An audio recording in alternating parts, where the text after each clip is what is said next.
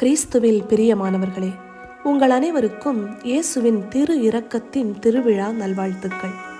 இன்றைய நற்செய்தியில் இயேசு தம் சீடர்களுக்கு காட்சியளித்த போது அமைதியையும் தூய ஆவியையும் பரிசாக அளிக்கின்றார். சிறப்பாக இன்றைய நற்செய்தியில் தோமாவின் சந்தேக நெளிவின் வெளிப்பாட்டையும் அதனால் பெற்ற சந்தோஷ தெளிவையும் நாம் பாடமாக ஏற்றுக்கொள்ள அழைக்கப்படுகின்றோம்.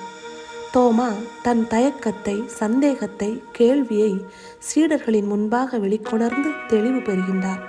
இது கிறிஸ்தவர்களாகி நம் அனைவருக்கும் கிடைத்த சந்தோஷ தெளிவு ஆகும்.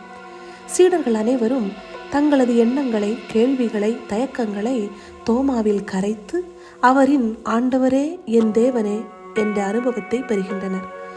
புனித தோமையாரை போல நாமும் நம் அன்றாட வாழ்வில் இறைவனை கண்டுகொண்டு சாட்சியமிக்க வாழ்க்கையை வாழ்கின்றோமா? சிந்திப்போம், செயல்படுவோம்.